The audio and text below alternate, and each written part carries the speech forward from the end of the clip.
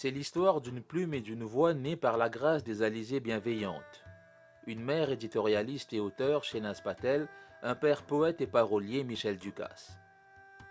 Leur fille, Lisa Ducasse, jouait déjà avec les mots avant même d'ouvrir les yeux sur un monde qu'elle parcourt aujourd'hui, parfois pieds nus, mais toujours dans des parcs où le soleil brille, même à minuit. Son premier recueil, Midnight Sunburn, lancé à Paris sur une péniche, le El Alamein en avril. Les Mauriciens découvrent les premiers textes de Lisa Ducasse à la Maison de l'Étoile à Moka en août, le soir de son 20e anniversaire. Elle s'est entourée de Daniela Bastien et de Patiatan pour offrir une soirée où mots et notes ont fait danser les cœurs. Avant-scène vous propose une entrée en vrille dans la tête d'une voix de demain et qui veut rester résolument une enfant de son temps. C'est un travail qui est né ici, qui est né des années que j'ai passées ici, que je passe toujours. Mais et donc c'était important pour moi de revenir. Et donc le livre a été lancé, Midnight Sunburn a été lancé en avril à Paris. Et il fallait pour moi que je puisse revenir et que je puisse aussi lui permettre de s'envoler d'ici. Parce que c'est d'ici qu'il naît, c'est ici son nid, c'est ici qu'il prend racine. Et donc ça veut dire beaucoup pour moi de pouvoir partager ça aujourd'hui avec vous. Et je suis très heureuse d'être là et de vous voir tous. Donc déjà, merci. Donc le texte qui va suivre, c'est le premier du recueil. Et c'est celui qui donne son titre aussi au recueil. Donc il s'appelle Midnight Sunburn. Et c'est un texte. Je pense que l'idée que j'avais un recueil est venue avec l'idée de ce texte-là. Et c'est un texte qui, pour moi, devait faire le lien, et qui devait raconter plein de choses. Et c'est un texte qui a été écrit dans une sorte de peur aussi, qui était la peur d'oublier. La peur d'oublier ce que c'est que d'être là et d'avoir 16, 17, 18 ans, 19 ans, 20 ans et de ressentir les choses pour la première fois et de connaître la force de ces choses-là. Et c'est tout ça que ce texte-là voulait dire. Et donc c'était spécial pour moi de le jouer avec vous. Et déjà, je voulais vous dire merci d'avoir accepté aussi de faire partie de cette aventure-là. Et merci beaucoup à Daniela. Et puis le reste des remerciements viendra. Mais pour en revenir au texte et à la rencontre avec Patiatan, en fait, c'est un texte à plusieurs voix. Et de travailler avec Patiatan, ça a été une super expérience pour moi aussi parce que c'est des influences musicales avec lesquelles je ne suis pas forcément familière. Enfin, et d'entendre le texte qui renaît de cette façon-là, donc qui renaît de cet échange-là, de ce partage-là, ça a été quelque chose de vachement spécial pour moi. Et donc on est très très heureux de pouvoir le partager avec vous aujourd'hui. Midnight Sunburn. 1. They met on a roof. They didn't know each other'd be there. They needed this humble above like the drowning need air. Each submerged in a separate sea at the same loneliness, treading against the current. Wake up noon in the darkness. Wake up midnight sunburn. They are hot bright on the inside, like melted metal whose shape no one yet got to decide. They met on a roof because where else than there could they meet? Where else farther away from walls, unmade bed, clean pressed sheet? Where else to better match the lightning tremor at the night within, the unclenched heart, the trodden skin? There were 3 of them, draped in headfuls of hope and wonder. The kind who go for open spaces of high for shelter. Daylight will find them. Transparent moons shackled to the ground, but for now they have gone away. Minds unbowed and unbound. Oh, no powder, no glitter in their veins, only a thought. The most addictive kind of drug, the one that can't be bought. It is pulsing in their throats, the irrational belief. What's rational is but a wave too weak to break the reef that someday they'll know a too short love that'll crush them in its wake. Oh, and feel such graceful ache. They do not fear it. Why should they? It was never about fear. but about feeling the blind caress of rawness and peer at the untamed beauty that won't sleep and restlessly paws at the eggshell of risk, ingraining its inside with perfect flaws, winking to those who look for hollows in tagless bookshelves. And so they smile at the cracks that will soon repeat themselves on their young bodies. And if something leaks out, slips away, they'll keep the door open, knowing it wasn't meant to stay, knowing that they have lost nothing, knowing they will find their way there, so long as they dream, they dare. Pour célébrer ces 20 ans, vous lancez votre premier livre à Maurice. C'est un beau cadeau d'anniversaire, ça. Tout à fait, c'est quelque chose que je voulais. C'est une façon d'offrir aussi pour moi, par rapport à tout ce que j'ai reçu ici. Et donc j'étudie maintenant en France et donc je suis là. J'ai fait le lancement du recueil à Paris en avril.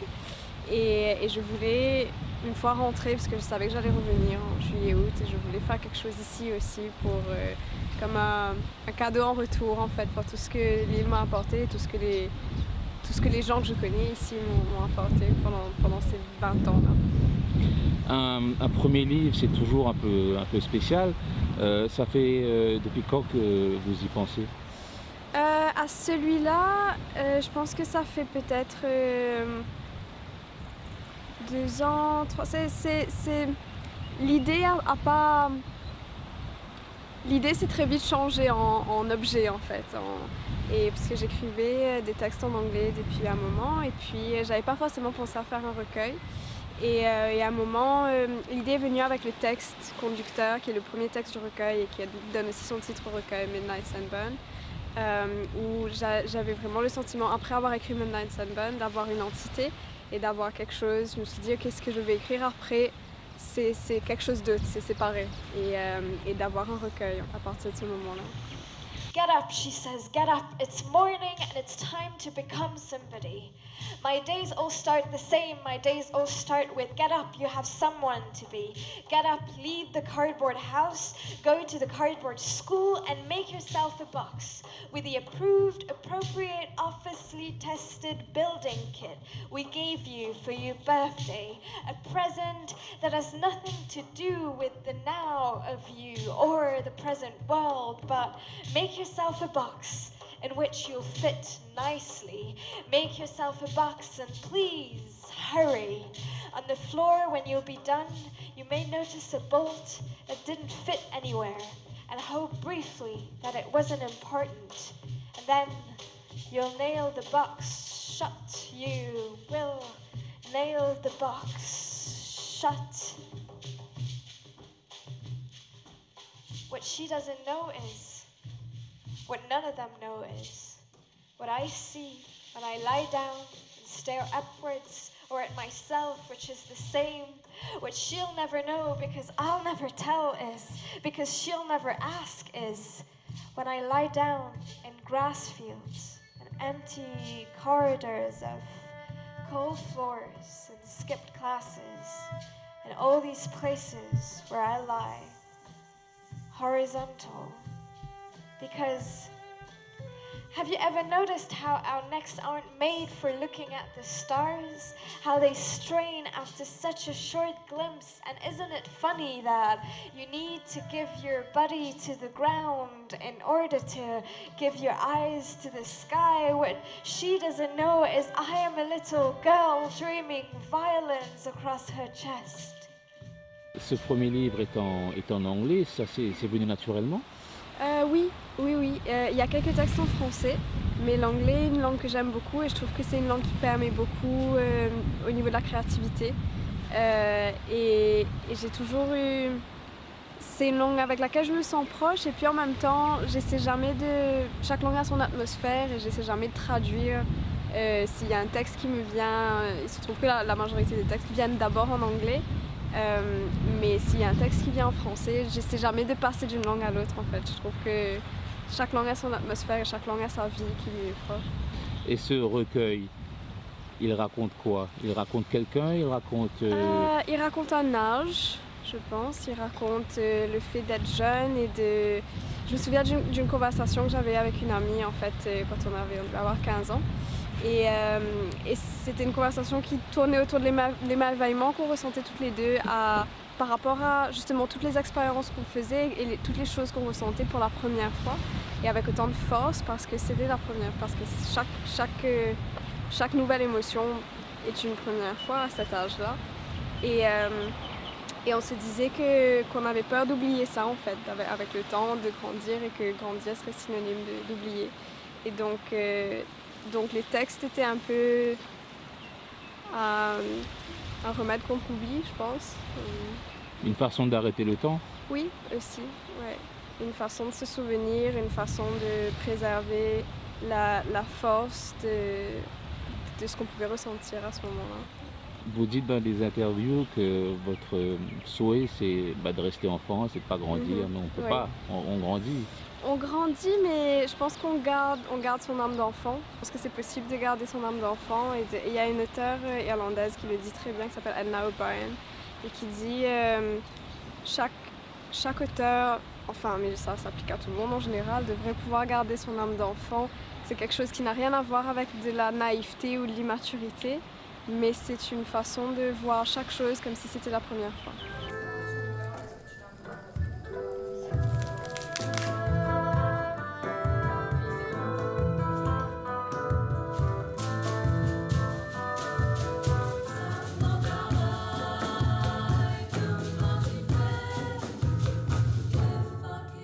Midnight Sunburn and 17 Footsteps est composé d'une vingtaine de textes en anglais et en français. Des textes qui invitent au voyage, vers des contrées lointaines, vers nos enfances. Des vers amoureux que Lisa Ducasse sème là où ses pas bohèmes la portent, vers des quais, dans des caves ou des bibliothèques. C'est comme cela qu'elle vit, c'est comme cela qu'elle est. Tout va vers le port, c'est facile, se laisser porter. Éviter tous les corps à corps, glisser entre les mailles du filet, puis ne rien sentir, en rester là, une coque de mailles bien amarrée, qu'aucun voyage ne blessera, c'est facile, et tu le sais, mais toi, tu préfères encore ramer, bras ouverts à vents et marées. À contre-courant, tu louvoies les contre-coups de tes mauvais choix. La chambre vide, le ciel déteint, tu cours les lignes de tes mains.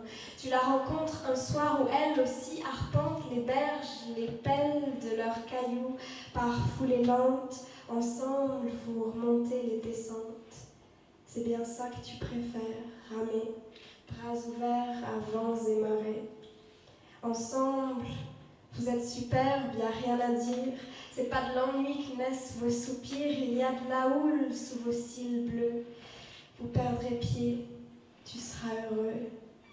Tu quitteras la côte et le port pour pouvoir être à ses côtés. Toi, tu préfères être de ces corps qui ont le large pour s'aimer. Alors ensemble, vous louvoirez, et si le tout chavire, tant pis. Dans la robe fauve de l'aube tendre, vous verrez encore la nuit.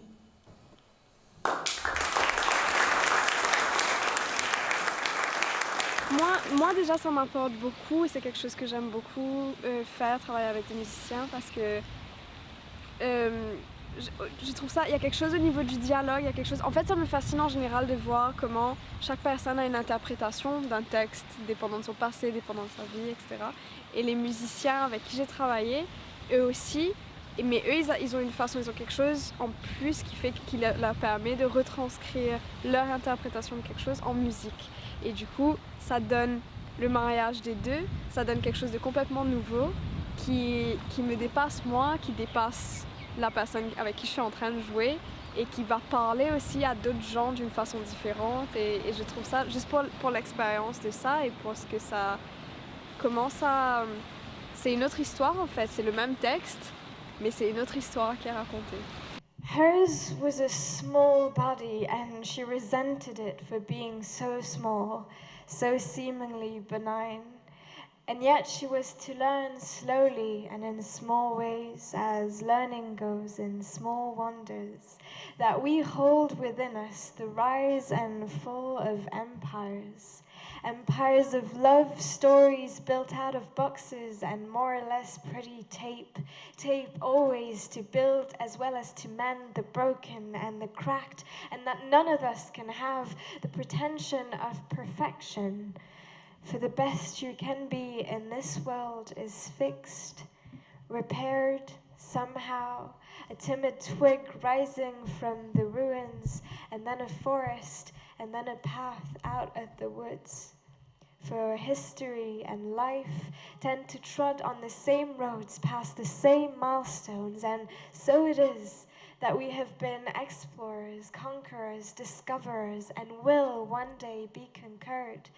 But our empires stand as long as we have words and pictures, as long as we can hold a pencil, draw a shape, a collage of letters, and say this was a place, a time, a color, this I have seen and felt, this has fallen and grown and flown again like a stubborn bird refusing to let the wind die, to let its song end, singing, singing, as its wings frantically beat the sky. This was alive, and so was I.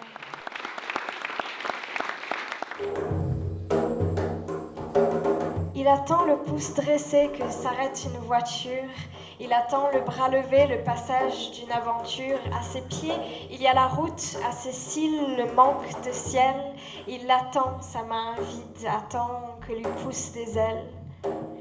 Et quand s'arrêtent les roues, quand s'abaisse la fenêtre, il invente un nom de ville tandis que l'autre hoche la tête. C'est un type un peu âgé.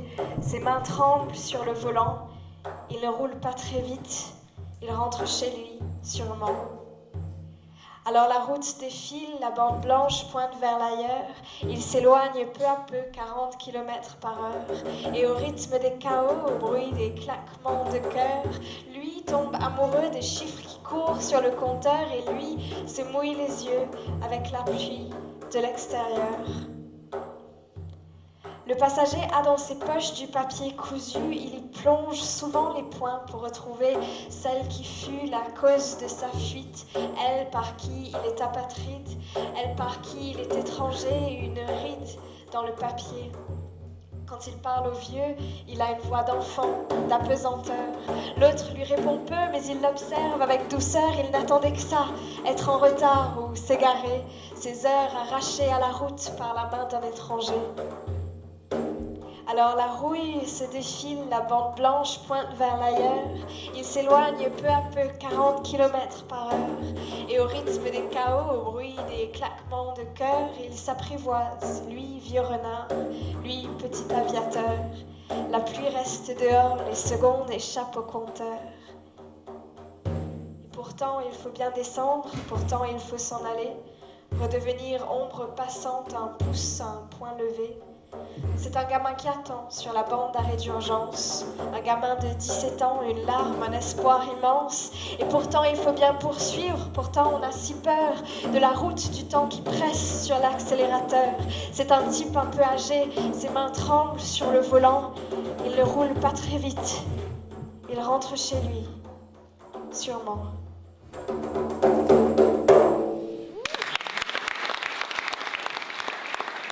Quand on est enfant, je sais que vous écrivez depuis très longtemps,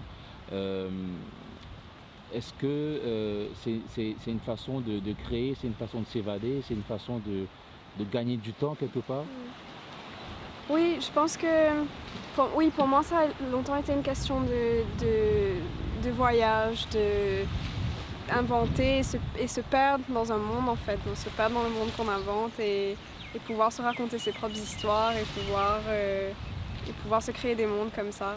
Et ça a longtemps été ça. Et puis avec les textes en anglais, en fait, c'est devenu... Il y avait toujours la dimension du voyage et de l'ailleurs, mais il y avait aussi une dimension plus introspective. C'était plus une autre forme de voyage, un voyage intérieur, en fait. Mais ça relevait toujours de l'imagination. Mais au lieu d'imaginer des lieux, des endroits, j'imaginais des gens, en fait. J'imaginais des conversations, j'imaginais des échanges, des rencontres. C'est peut-être pas étonnant quand on connaît vos parents. Est-ce que ça vous a influencé? J'en suis certaine. Je pense que quand on grandit dans une maison qui est remplie de livres et de carnets, de stylos et c'est comme ça qu'on partage aussi en fait. C'est-à-dire que j'écrivais des histoires petites ou des poèmes et c'était... Il y a des fois où c'est notre façon de se parler aussi. Il y a des fois où on s'envoie des textes, ou moi j'envoie un texte à ma mère ou mon père m'envoie un texte et c'est une façon de se dire des choses qu'on ne sait pas forcément se dire à voix haute ou parfois avec la distance. C'est une façon de rapetisser la distance aussi.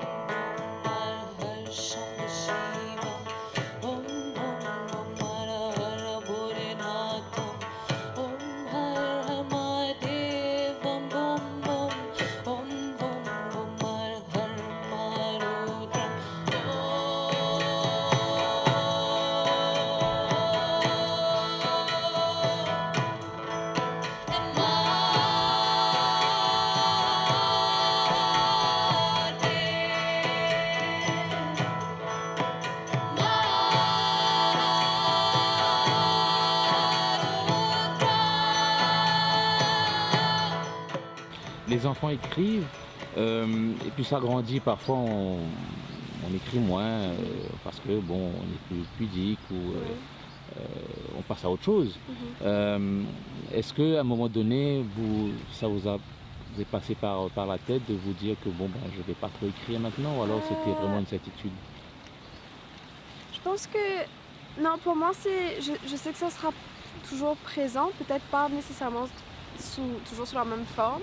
C'est-à-dire que peut-être que j'écrirai pas tout le temps de la poésie, peut-être qu'un jour ce sera autre chose, mais je sais que c'est ce que je sais faire de mieux en fait. Et j'ai pas de discipline d'écriture, c'est-à-dire je ne m'assieds pas tous les jours à un bureau et c'est quand ça vient. Donc c'est arrivé qu'il y avait des périodes où pour des raisons diverses et variées, où l'écriture était moins présente dans ma vie qu'à d'autres moments.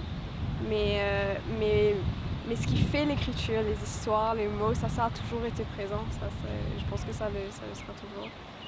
Avant d'écrire, j'imagine que vous avez aussi beaucoup lu. Oui. Est-ce qu'il y a eu quelles sont les rencontres qui vous ont le plus frappé ou donné plus d'envie peut-être? En fait, j'ai découvert la poésie anglophone à travers la Beat Generation. Et ça a été une grande claque, parce que c'était quelque chose de complètement différent de ce que j'avais pu rencontrer avant en termes de poésie, en termes de littérature en général. Et le premier texte que j'ai lu, je crois que c'était Howl de Ginsberg, qui est un très très long poème. Et au niveau de la structure, du rythme, ça part dans tous les sens. Et la première fois que je l'ai lu, je ne l'ai pas terminé en fait. J'ai lu une partie et puis j'arrivais pas, je trouvais ça hermétique et j'arrivais pas à rentrer dedans. Mais je pense qu'il y a quelque chose qui a retenu mon attention, qui a retenu quelque chose, parce que j'y suis retournée plusieurs fois après. Et c'est en laissant derrière les barrières que peuvent être parfois l'éducation qu'on reçoit et que la poésie c'est censé être ça et que l'écriture c'est ça et que c'est la structure, c'est les rimes, etc. En laissant ça derrière, d'arriver à découvrir un autre style d'écriture qui est beaucoup plus dans les images, dans les sons, que dans la structure en fait, mais qui dit tout autant, qui exprime tout autant. Et ça c'est quelque chose qui m'a beaucoup marqué. How about we let go of it all? The things that hurt and rattle at our brains, at our hearts. The things that gnaw and pull and bite at us. That lay and weigh heavy in the soft flesh beneath our eyes. How about we disengage the straps of this too heavy bag from our bony shoulders? How about we let go of it all, the things that confuse us and drag us away from ourselves, the people who leave but refuse to be gone and eventually take us with them and leave us holding on to what we can, clawing questions, question marks all over our skin. How about we cuff out the heaviness in our chests and make the knots give thoughts a rest, breathe instead. Words of youth and rhymes of cello, wonders of books and feelings aglow. How about we let go? Because we can and we must and we get to let go and feel the human tenderness towards a passing line of birds across a newly woken sky, or the wondrous simplicity of our fingers touching, even though they are thousands of miles apart. I know they touch. I know you know it too. And it is the most beautiful thing to remember suddenly how easy it is to fall in love with the world and with human desire. Tu as donné et tu as reçu aussi ce soir. Oui, j'ai reçu énormément du public et il y a vraiment quelque chose qui va dans les deux sens, quoi. Il y a quelque chose qui va, il y a quelque chose qui revient et c'est une émotion hyper forte et c'est quelque chose qui me touche toujours autant à chaque fois et qui donne envie ça donne envie de continuer, ça donne envie de ressentir ça encore. Oh là là.